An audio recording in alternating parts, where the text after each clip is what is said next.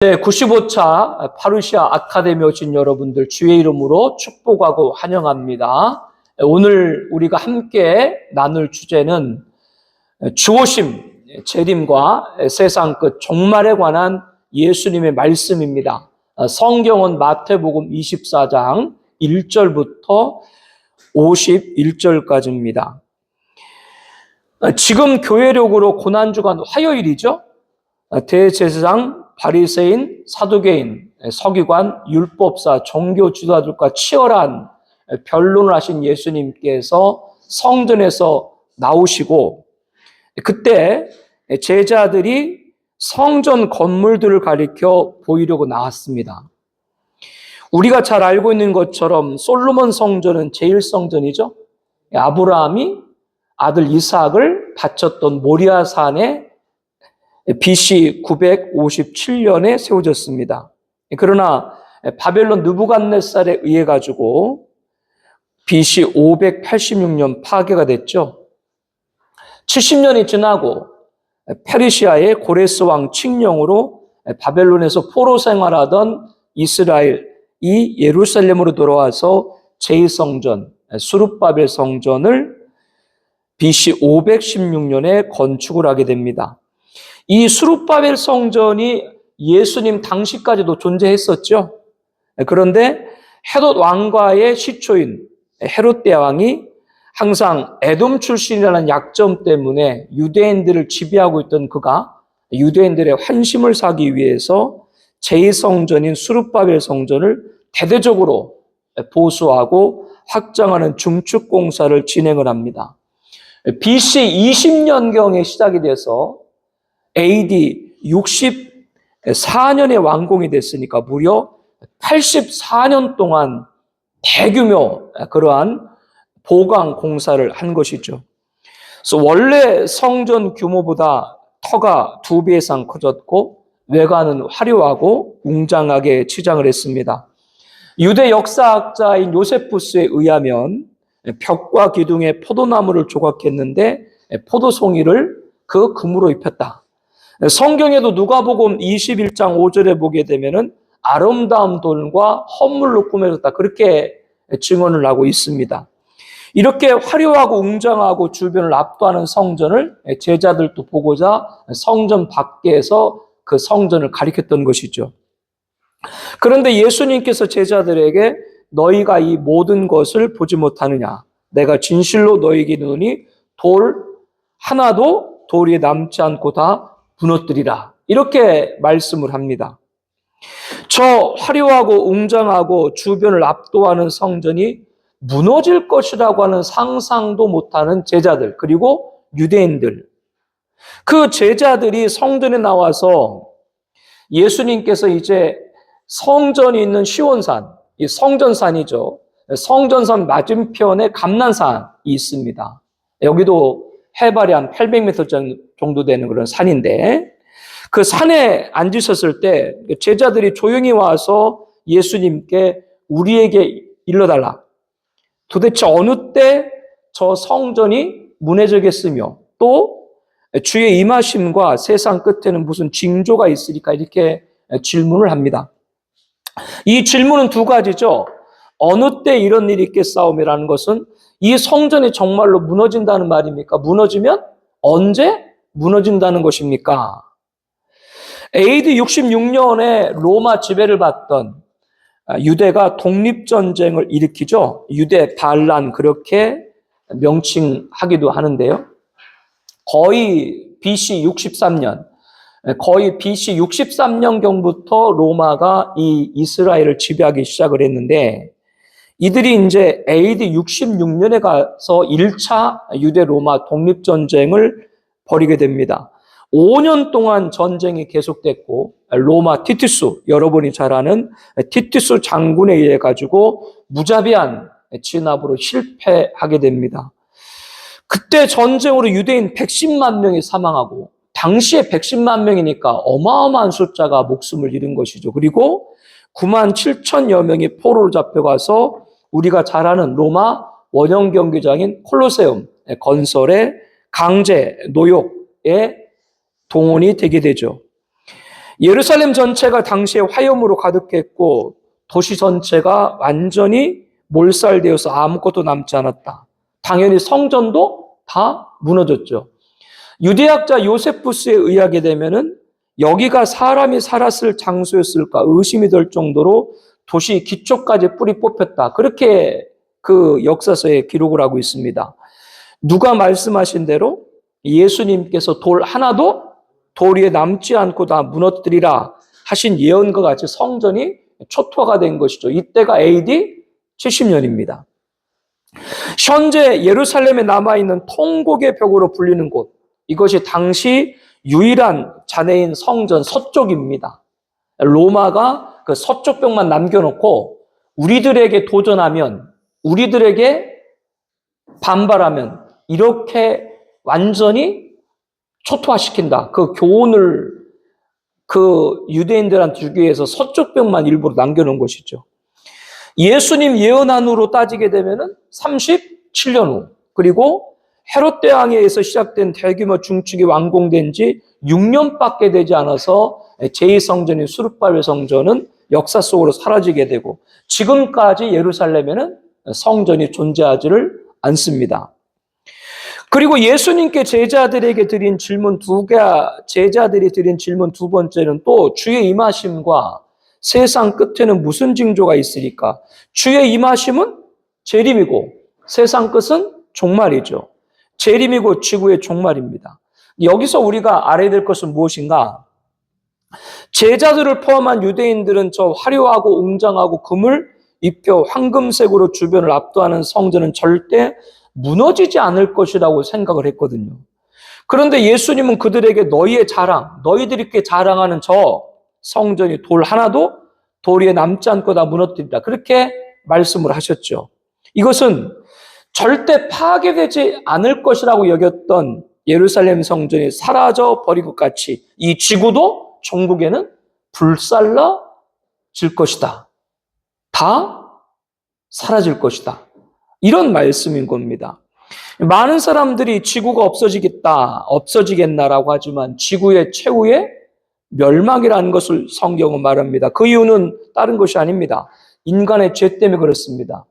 첫 시판 대홍수도 사람의 죄악이 세상에 가득함과 그 마음으로 생각하는 모든 계획이 항상 악할 뿐임을 보시고, 그러니까 세상에 죄가 관영했다. 죄가 찼다는 얘기죠. 인간의 죄는 없어지지 않습니다. 인간의 죄가 없어지나요? 아닙니다. 쌓고 있습니다. 인류 역사 마지막 심판, 불심판까지 쌓고 있는 것이죠.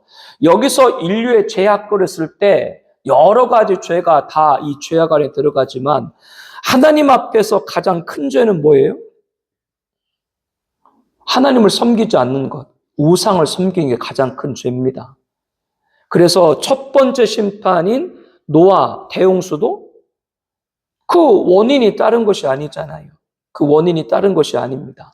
다른 것이 아니라 그 하나님의 아들들과 사람의 딸들 그 사이에서 용사, 명성을 얻는 자들이 태어났는데 그들이 많은 사람들을 규합을 해가지고 하나님을 등지게 했죠. 결국 그것이 죄악이 됐고 심판이 왔습니다. 마지막 때 불심판도 마찬가지입니다. 지구 완멸도 다른 것이 아니라 하나님 떠난 우상 숭배, 음행, 그것이 바로 이 지구의 멸망이다라고 하는 것이기 때문에 여기서 우리들이 알아야 될 것은 이 지구가 최후의 멸망인데 그 멸망의 원인이 뭐다? 하나님 떠난 겁니다. 우상 숭배입니다. 교회는 그러니까 뭐로 인해서? 배교로 인해서 하나님을 떠난다라고 하는 것을 우리가 더 경각을 해야 되는 것이죠. 이렇게 인간의 죄는 없어지지 않고 쌓고 있는데 인류 역사 마지막 불심판까지 쌓고 계시다. 지금은 하나님께서 택하신 자를 구원하기 위해서 인내하는 시간인 것이죠. 그러나 하나님이 택하신 구원받을 자의 충만한 수가 차고 악인들의 죄악 그리고 의인들의 순교가 채워지면 그때 누가 오세요? 예수님이 재림하셔서 악인을 심판하시고 의인을 보응하시는 것이죠.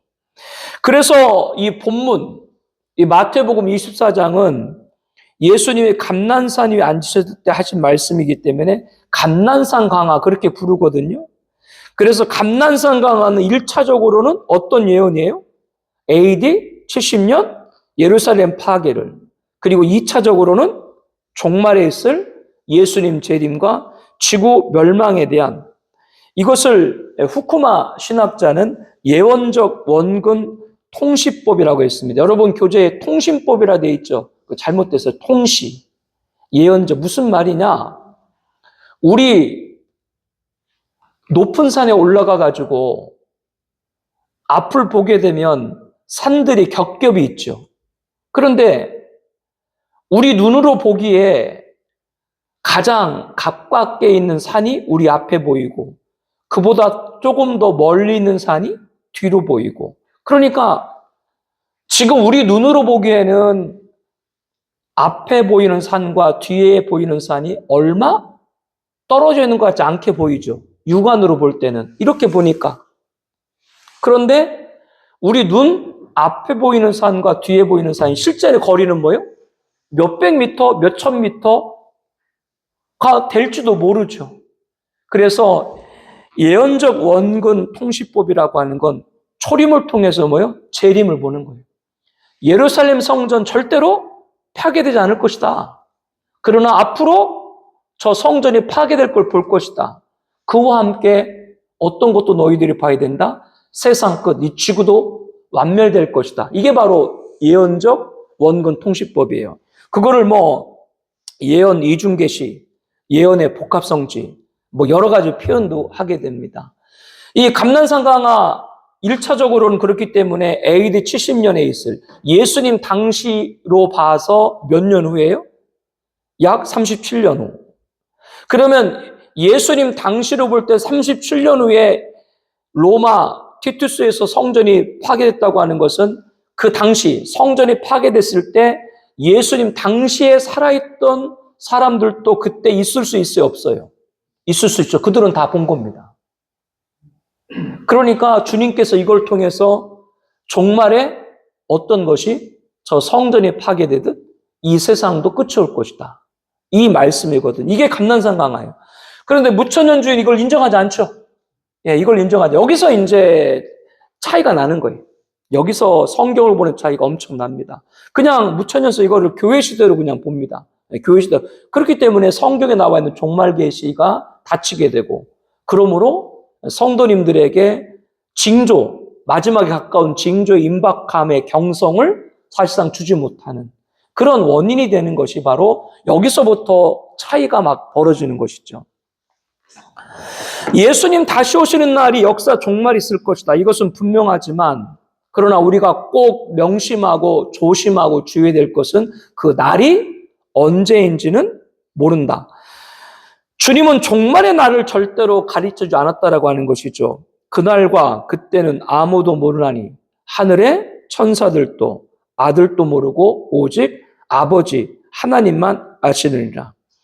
그러나 예수님은 우리들에게 그날, 주의 임하심, 재림, 세상 끝 종말 그 날이 언제인지는 가르쳐주지 않았지만 그 날이 가까이 오고 있다고 하는 걸 뭐를 통해 가지고?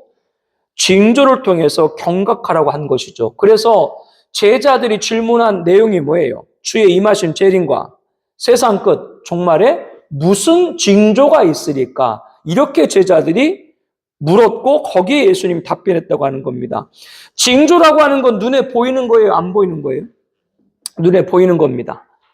마태복음 말씀을 우리가 쭉 주일날 교회에서 보고 있는데 강조되고 있는 것이 보고도 보지 못하고 들어도 듣지 못하고, 이 유대 종교주자들, 그들을 예수님이 책망을 했는데, 만약에 감난산강화를 통해 가지고 주님께서 말씀하신 정말 그 가까운 징조를 통해서 경성하라고 했는데 이거를 닫는다면 닫는 그 사람들이 죄송한 표현으로 보고도 보지 못하고 들어도 듣지 못하는 제사장과 같은 종교 지도자일 수 있죠. 징조라는 것은 쌓인 표적이죠. 보도록 주신 것이다. 지금 지구 안에 벌어지고 있는 일들은 우연한 사건이 아니다라고 하는 것이죠. 하나님이 일하심이 우리 눈으로 보게 나타나는 것이다. 알게 하는 것이다. 깨닫게 하는 것이다. 주의 임하신 재림과 세상 끝 종말이 다가오고 있음을 경성하라라고 하는 것입니다. 예수님께서 종말이 다다를수록 트러블, 환난이 거세질 것이다. 그렇게 말씀을 합니다. 그래서 분명히 말씀을 하고 있어요. 마태복음 24장 6절에 재난의 시작이라고 그렇게 말씀을 하고 있습니다. 재난의 시작. 환난의 시작이 되어서 먼저 너희가 사람의 미혹을 받지 않도록 주의하라. 많은 사람이 내 이름으로 와서 나는 그리스도라 하여 많은 사람을 미혹하리라. 예수님께서 재난의 시작, 환난이 시작이 되면 될수록 시작이 되면서 미혹받지 않도록 하라. 이 말씀을 가장 먼저 했다라고 하는 걸 우리는 이 말씀을 귀를 기울여야 됩니다. 무엇보다도 이 미혹을 주님께서 먼저 우리에게 경각하도록 한 것은 미혹은 불신자하고 관계가 있어요, 없어요? 관계가 없습니다. 이것은 뭐예요? 신자입니다. 그러니까 쉽게 말하면 마지막에 가면 갈수록 성도를 떨어뜨린 거예요.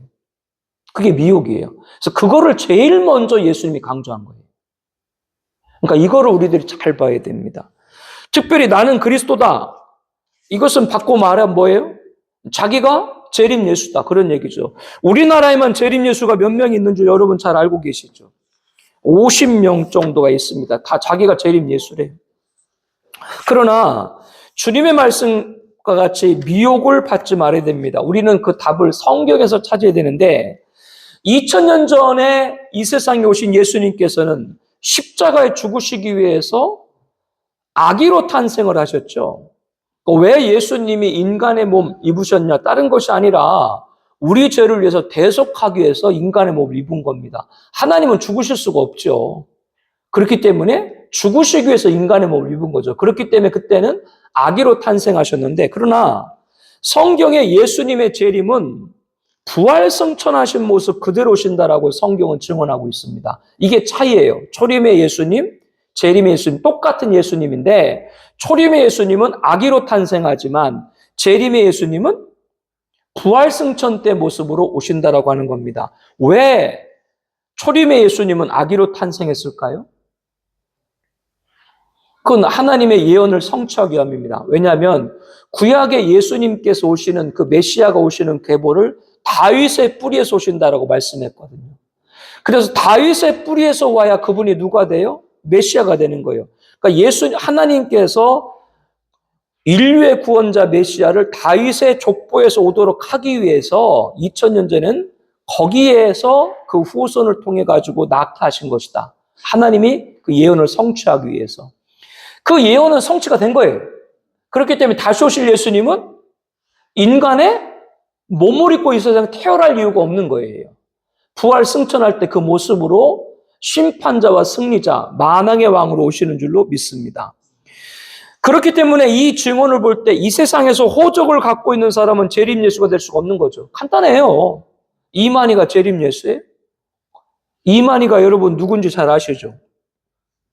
이시 집안의 만이라는 사람이에요. 호적 있어. 그 사람이 무슨 뭐 재림 예수야. 인간이지.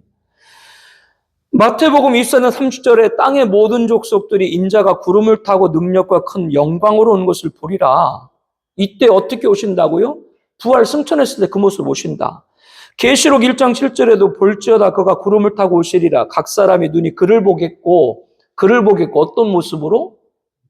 2000년 전 유대인들은 자신들이 십자가에 못 박은 예수 그 모습 그대로 오시는 거예요.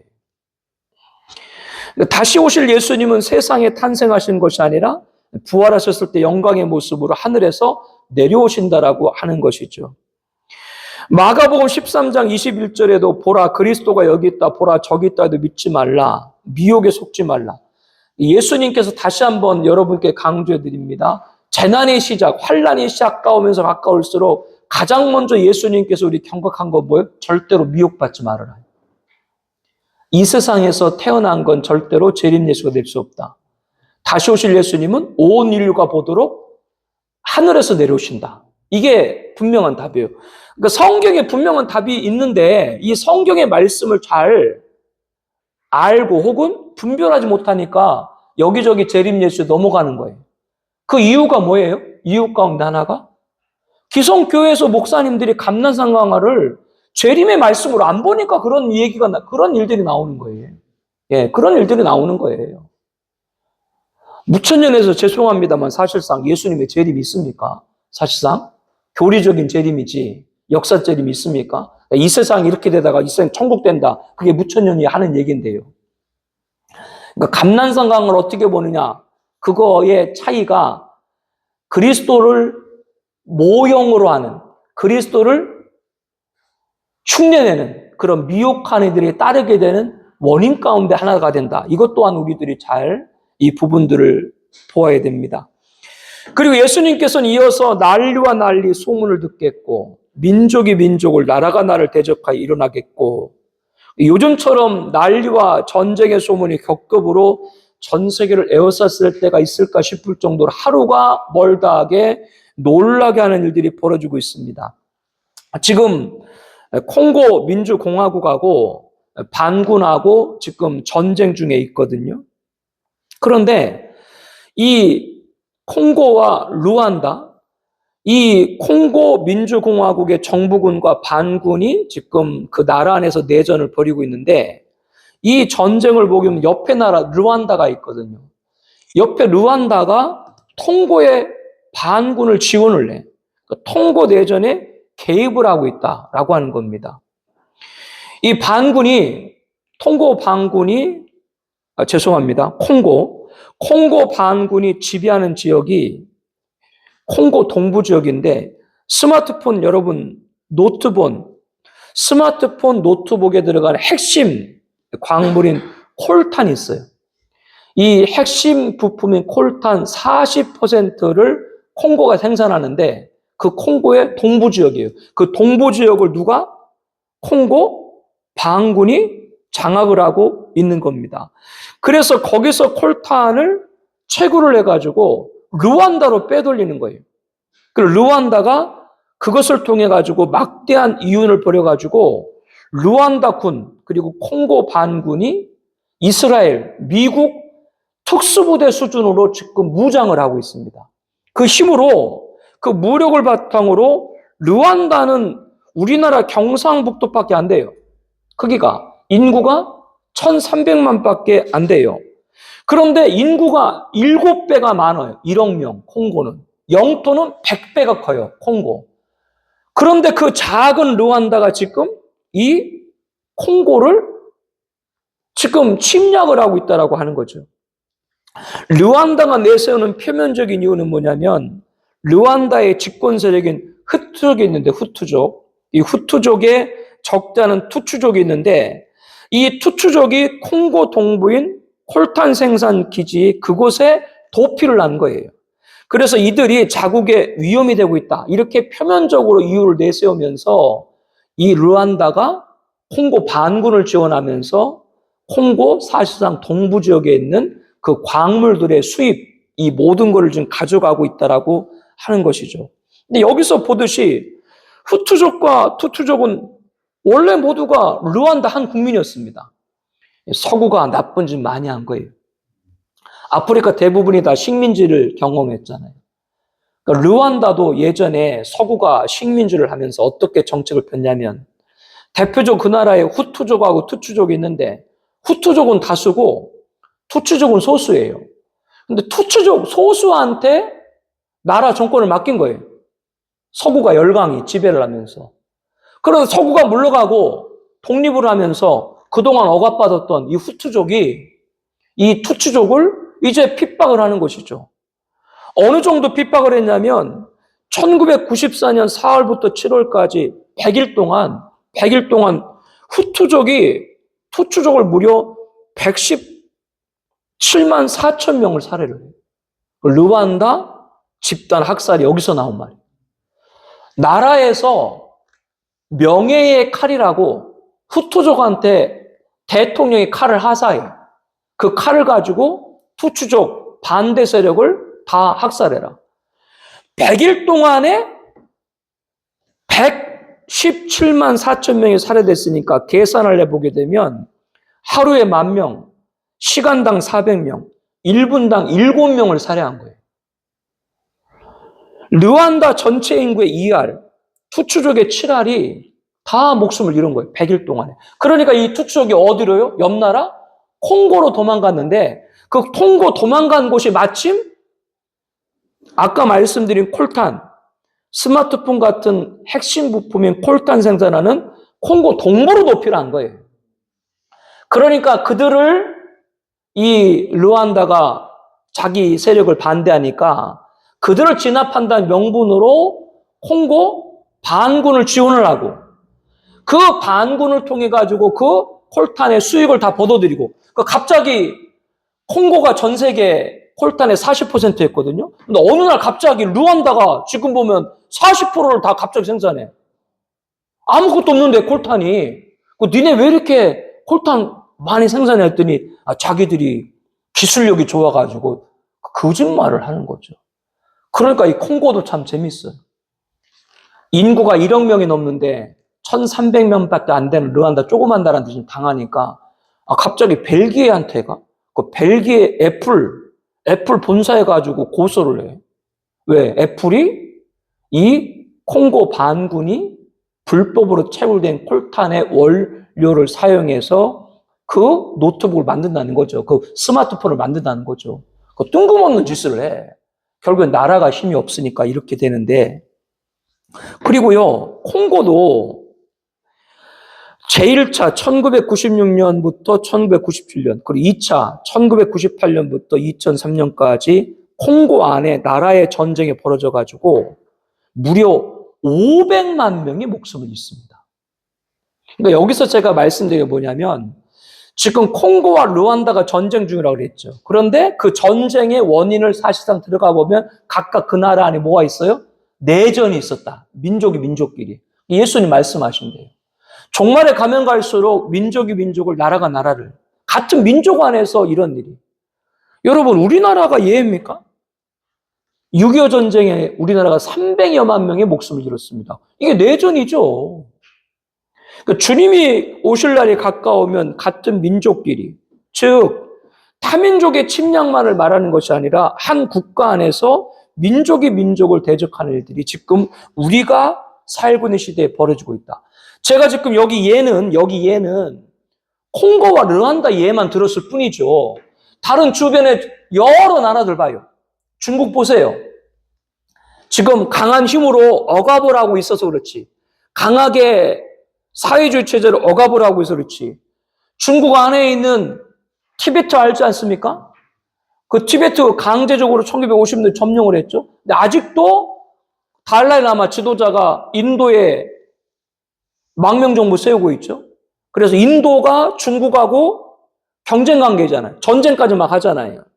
그러니까 여차하면 인도에 있는 티베트 망명정부가 인도에 힘을 얻고 티베트 다시 되찾으려고 하고 있죠. 저 위에 신장 위구르. 중국에는 신장 위구르. 거기는 중국이지만 중국 사람 한 사람도 없어. 물론 한족들이 가긴 갔습니다만. 그리고 종교도 다 무슬림이에요. 그 옆에 아프가니스탄, 카자흐스탄 전부 다 이슬람 국가들이에요. 여차하면 이 신장 위구르도 전부 다 신장 카니스탄처럼 해가지고 옆에 있는 나라들 가려고 하고 있죠. 전 세계가 한 나라 안의 민족과 민족, 이런 일들이 도처에 주님 오실 날 가까울수록, 그러니까 성한 나라가 없는 거예요. 여러분, 우리나라 6.25 전쟁 끝나고 한동포가 벌인 민족상장 비극인데 오늘날은 민족전쟁이 끝났습니까? 한반도는 공산주의, 민주주의로 분단이 됐고 거기에 지역감적으로 동서가 또 분열을 하고 있고 그 안에 보수 진보 이데올로기로 또 대립을 하고 있고 같은 민족이 철천지 원수가 돼요. 이건 우리나라뿐 전 세계가 그렇단다는 거예요. 그러니까 어느 나라건 그 나라 안에서 심지어는 공산주의라고 하는 것이 다른 것이 아니라 부르주아 아니에요. 자본주의하고 일반 노동자 계급투쟁 아니에요. 이런 일들이 벌어지고 계속 전 세계 나라가 이런 같은 안에서 이렇게 벌어지고 있다라고 하는 겁니다. 그러니까 위기죠. 위태한 위기들이 나라를 흔들고 있다. 이런 일들이 주의 오심이 가까울수록 도처에 벌어질 것이다라고 하는 겁니다. 나라가 나라를 대적하는 전쟁, 지금도 러시아 우크라이나 전쟁이 있고요. 이스라엘 팔레스타인 하마스 전쟁이 세계의 전쟁이 벌어지고 있습니다. 그런데 여기서 우리들이 나라가 나라를 대적한다라고 하는 것을 무력 충돌에 의한 전쟁만 전쟁으로 봐서는 안 된다라고 하는 겁니다. 미국을 가장 위협하는 나라가 어느 나라예요? 지금 미국이 제일 첫 번째 적대국이 중국이죠. 네, 중국입니다. 반면에 미국의 가장 첫 번째 동맹은 어디예요? 우리나라 입장에서 미국이 첫 번째 동맹국이지 미국 입장에서 우리나라는 30권 바뀝니다. 미국 사람들 가운데 40%는 대한민국이 어디 있는지도 몰라요. 네, 그건 어디 있는지도 모릅니다. 미국에 있어가지고 첫 번째 동맹국은 다른 것이 아니라 바로 위에 있는 캐나다입니다. 미국이란 나라가 하나님이 만든 나라 맞아요. 다른 모든 나라도 마찬가지지만 거기는 세계 초강대국이 될 수밖에 없어요. 위에는 어느 나라에 있어요? 캐나다에 있지. 아래는 어느 나라에 있어요? 멕시코에 있지. 멕시코하고 캐나다는 미국을 통해서 먹고 사는 나라입니다. 미국을 그렇게 만들어요. 그러면 위에 캐나다 있고 아래 멕시코 있는데 멕시코, 캐나다가 미국을 침략할 수 있어요? 없어요? 할 수가 없죠. 그리고 왼쪽에는 태평양, 오른쪽에는 대서양. 그 나라는 외세가 침략을 할 수가 없어요. 아예 나라 자체가. 밑에 멕시코, 예전에 멕시코 전쟁가 밑에 있는 나라 다 뺏은 거 아니에요, 멕시코한테. 전부 다 나라 뺏고 요만큼 조금만 멕시코한테 주고. 캐나다, 대표적으로 상징적인 겁니다만은 미국이 야구로 유명하잖아요. 이 야구로 유명하는데 옛날에 류현진이 뛰었던 그 팀, 그거는 캐나다 팀이거든요. 그러니까 북미에 있는 캐나다도 미국의 메이저리그에 포함을 시켜주는 거예요. 그러니까 모든 문화나 경제나 모든 부분을 사실상 캐나다는 종속을 당하고 있는 것이죠. 그러니까 그 나라가 침략할 수 없어요. 근데 중국을 보세요. 중국 같은 경우는 아무리 커도 세계 강대국이 될 수가 없어요. 오른쪽에 뭐 있어요? 북한 있죠, 한국 있죠, 일본 있죠. 아래쪽에 뭐가 있어요? 대만 있죠, 인도네시아 있죠, 말레이시아 있죠, 베트남 있죠, 인도 있죠. 위에는 러시아 있죠. 그러니까 이 이 지정학적으로 중국은 강대국. 나라 지키는데 돈을 다 막 써야 돼요. 나라 지키는데 돈을 막 써야 돼요. 이렇게 방금 말씀드린 미국에는 첫 번째 동맹국이 캐나다인데, 근데 이상하죠? 미국이 제일 적대국인 중국한테만 관세 매겨요. 제일 첫 번째 동맹국인 캐나다한테도 관세 매겨요. 캐나다한테도 똑같이 25% 관세 매깁니다. 이거에 제가 얘기는 뭐냐면 국제사회에서 영원한 우방은 없다. 자국의 이익만 있다. 바꿔 말하면 무력 충돌만 전쟁이 아니다. 경제도 전쟁인 거예요. 나라가 나라 대적한다라고 하는 관점을 무력 충돌로 봐서는 안 된다고 하는 겁니다. 경제적인 그러한 것들도 뭐요? 전쟁인 것이죠. 전 세계가 다 그런 상황인 거예요. 젤렌스키 지난번에 백악관에서 트럼프하고 회담한 거 여러분들 다 보셨죠? 트럼프 앞에서 반론을 제기하다가 나중에 트럼프가 화가 나니까 뭐예요? 거기서 꾸지람을 해버려. 아니, 세계 정상끼리 회담을 하는데 꾸중을 해. 그런데 한술 더 떠가지고 옆에 있는 누구예요? 벤스 부통령까지 젤렌스키를 훈계를 해. 정승집 걔는 죽으면 문상객에 줄을 서도 정승이 죽으면 안 찾아가요. 정승이 죽었는데 권력이 끊어졌는데 그 사람을 왜 문상을 가겠어요? 죄송한 말로 벤스 부통령이 정승집 개란 얘기는 아니고, 아니 세상에 부통령이 다른 나라 정상 훈계를 해? 왜? 자기 뒤에 누가 있으니까요? 트럼프가 있고 미국이 있으니까 큰소리 치니까. 그 정승집 개지. 그걸 큰소리 치지요. 젤렌스키 아무 말도 못하고 밥도 못 먹고 오찬 예정됐는데 오찬 밥도 못 먹고 쫓겨나고 공동 기자회견도 못하고 쫓겨나고. 그러니까 지금 젤렌스키가 막 안간힘을 쓰잖아요. 트럼프가 보통 사람이에요? 바로 다음날 우크라이나 모든 군사지원 다 중단시켜버려요. 그러니까 이 젤렌스키가 막 좀 수습하려고 미국이 원하는 대로 반도체, 디스플레이 이런 첨단 전자제품들은 핵심 부품이 있거든요. 그리고 무기 있죠? 정밀 유도 무기, 또 고성능 레이저 시스템에 히토류가 꼭 들어가야 돼요. 히토류. 이게 우크라이나의 어마어마하게 내장이 돼 있습니다. 그러니까 지금 젤렌스키가 미국이 원하는 대로 히토류 포함한 광물 개발권 50% 줄 테니까 미국 지원 계속 해주고 미군 좀 배치 좀 해달라. 미국 하원 의회에서 보고된 자료를 보게 되면 우크라이나에 있는 매장된 히토류 광물 가치가 최대 7조 달러, 우리 돈 약 9,780조입니다. 그러니까 미국이 5천조 가져가겠다 그런 얘기예요. 그런데도 어떻게 해요? 우크라이나가 그렇게 해야 되지. 나라 지금 20% 러시아에 뺏겼죠. 나라 광물 자원 50% 지금 뺏겼죠. 그런데 이렇게 된 이유가 뭐예요? 이렇게 된 이유가 역사를 쫙 올라가 보게 되면요. 여러분에게 많이 말씀드렸습니다만은 1992년에 소련이 붕괴되고 그때 소비에트가 우크라이나에 핵무기를 배치를 했었거든요. 대륙간 탄도미사일. 갑자기 우크라이나가 세계 3위 핵무기 보유국이 된 거죠. 구소련이 거기에 제치된 걸 그대로 남겨놨으니까요. 그래서 러시아가 그거를 회수를 했죠. 그래서 원래 키르기스탄도 핵무기가 있었고 다 반환을 했는데 우크라이나는 안 했어요, 그때. 안 해가지고 그때 미국과 서방 주요 나라와 러시아가 경제 지원해주고 안전보장 해줄 테니까 그 핵무기 러시아가 다시 반환하라. 우크라이나가 서방 여러 나라와 러시아 말을 믿고 핵무기를 갖다가 다 러시아에 반환을 했네. 근데 오늘날 우크라이나 안전보장 해줍니까? 핵무기 그때 갖고 있었으면 러시아가 침략을 해요? 2014년에 크림반도 뺏겼죠. 2024년 전쟁 시작 때 나라 지금 20% 뺏겼죠. 이거를 지금 누가 보고 있어요? 이거를 다 누가 보고 있겠어요? 김정은이 보고 있는데 핵무기를 포기할 이유가 없죠. 김정은이 이걸 보고 있는데 카타피 죽었죠. 그다음에 이라크의 후세인 죽었죠. 그거를 지금 똑똑히 김정일이 보고 있는데 핵무기를 포기할 이유가 없다라고 하는 겁니다. 그러니까 이거를 제가 말씀드린 건 뭐냐면 국제사회에서 우방 동맹은 영원하지 않다.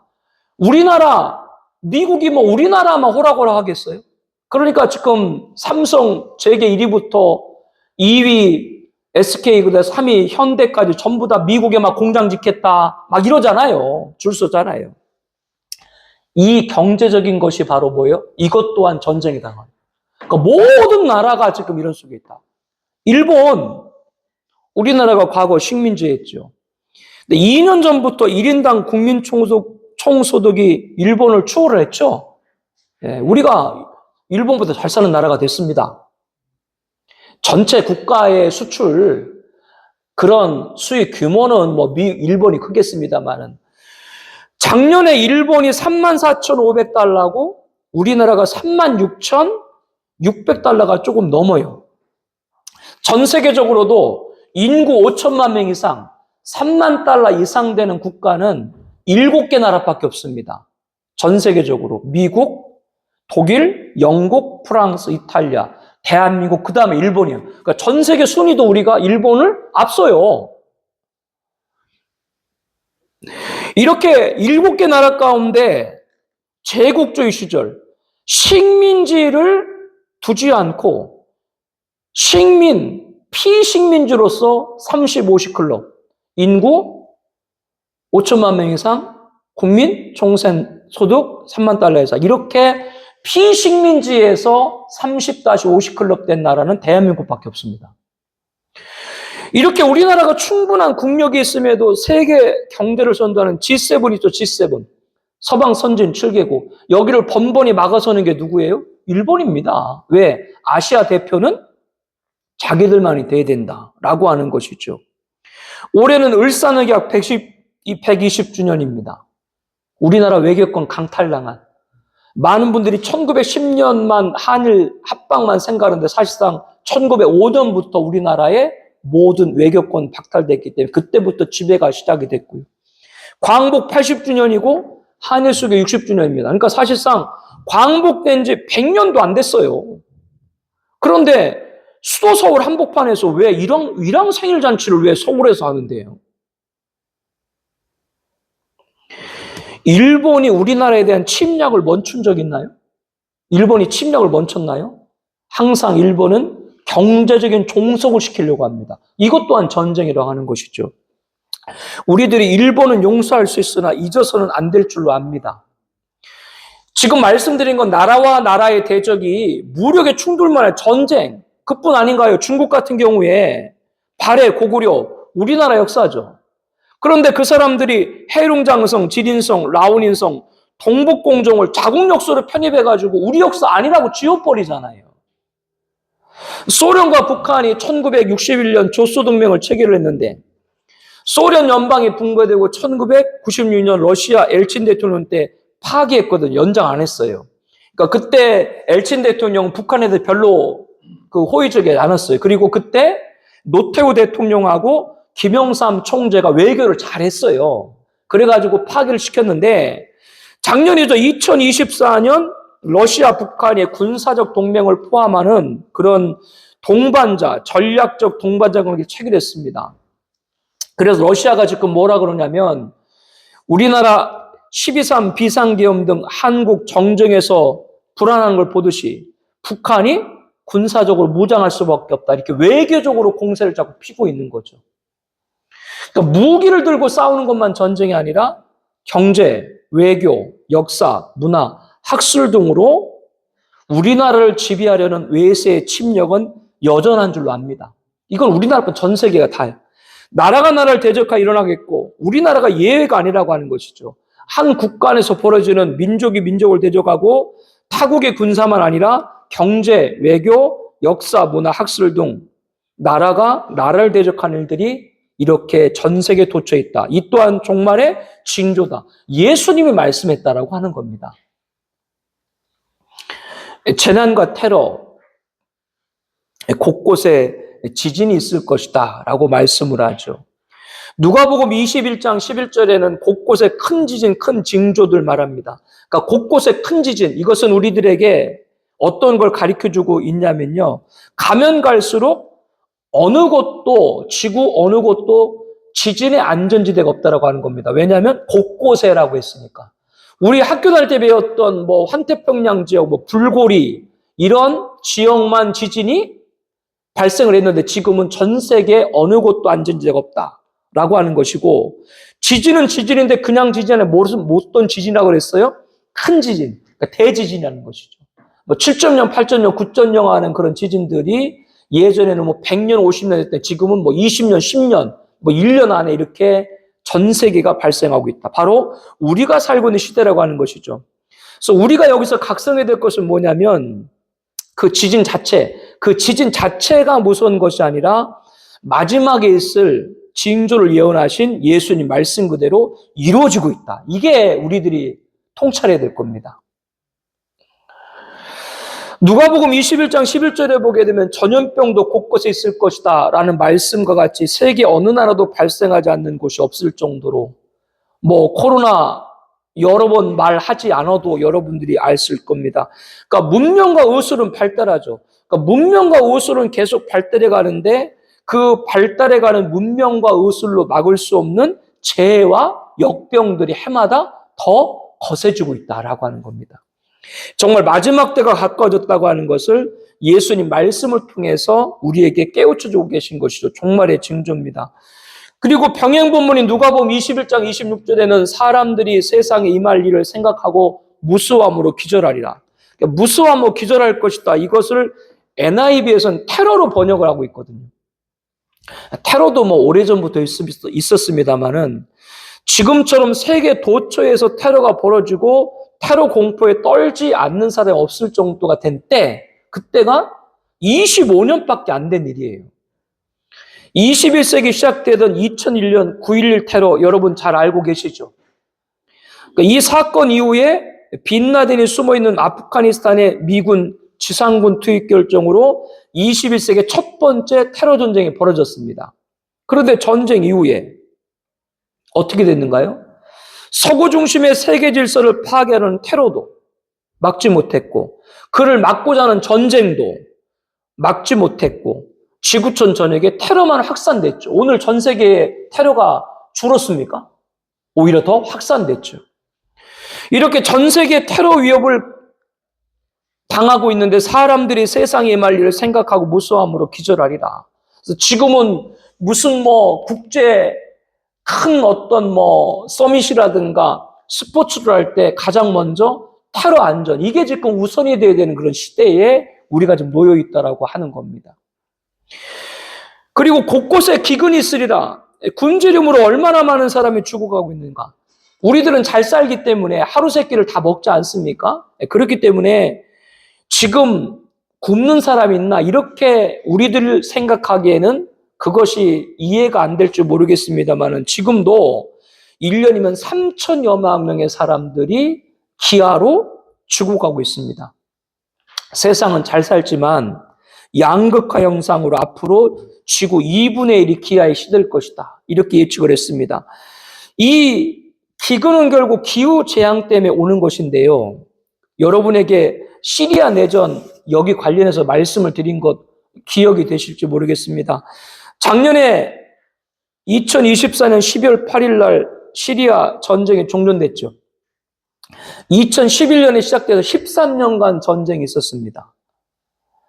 그때 아랍의 봄으로 촉발된 민주화 요구를 정부가 강경 탄압을 하면서 2011년에 전쟁이 시작됐는데 13년간 60만 명이 넘는 사망자.